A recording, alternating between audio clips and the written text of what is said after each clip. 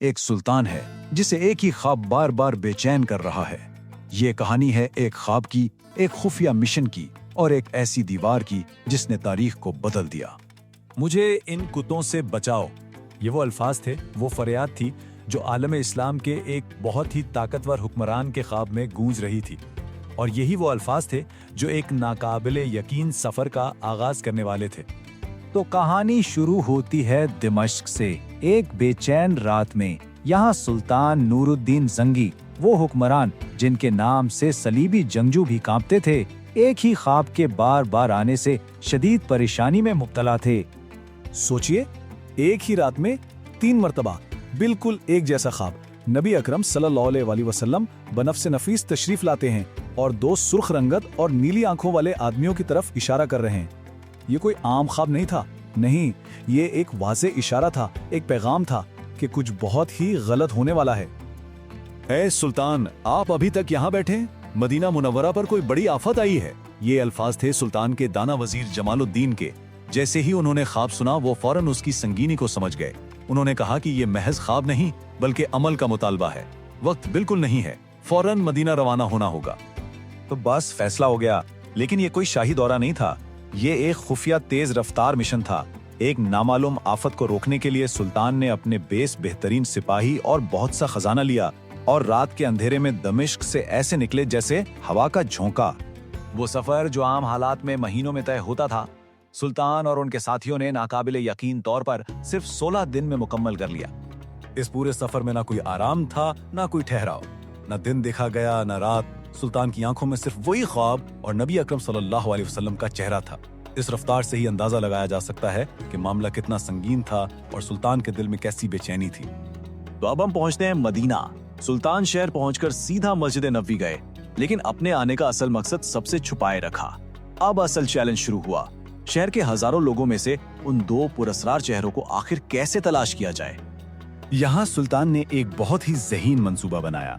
ऐलान किया गया कि सुल्तान मदीना के तमाम शहरियों को अपने हाथ से तोहफे और खैरात देंगे।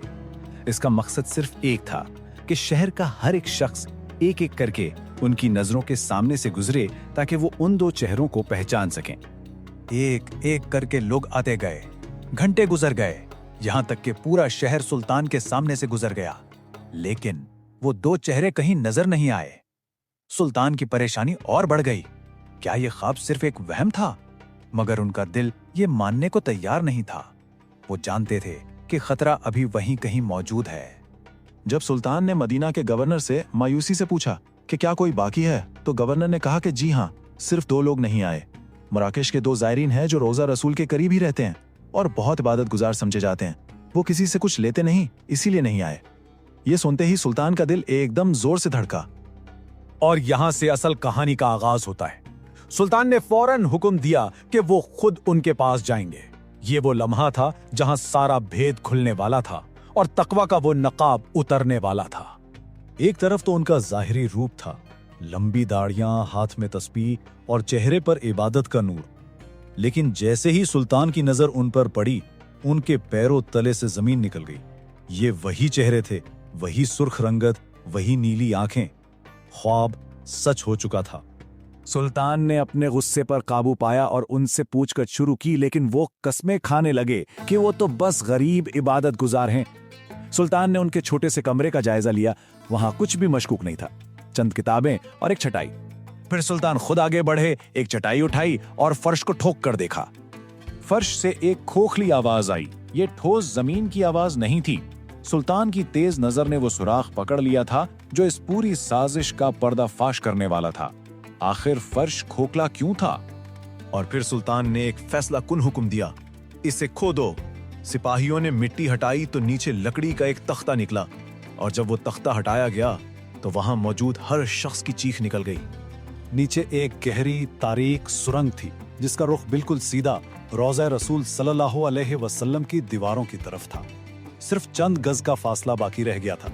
अगर सुल्तान के आने में जरा भी देर हो जाती तो ये जालिम अपने नापाक इरादों में कामयाब हो जाते। अब उनके पास झूठ बोलने की कोई गुंजाइश नहीं बची थी। उन्होंने सब कुछ उगल दिया। वो मुसलमान नहीं थे बल्कि ईसाई एजेंट थे जिन्हें स्पेन के हुक्मरानों ने भेजा था।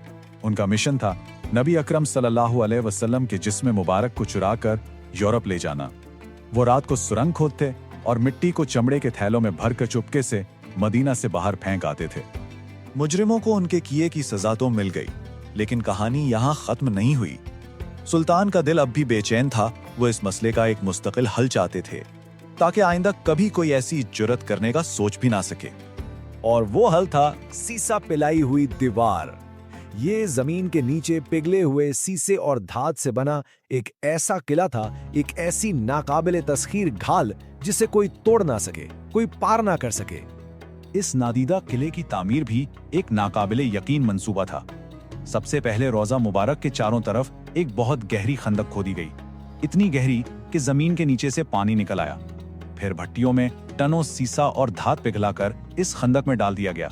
जब ये ठंडा हुआ तो इसने जमीन के नीचे एक ठोस नाकाबिले शिकस्त धाती दीवार की शक्ल इख्तियार कर ली।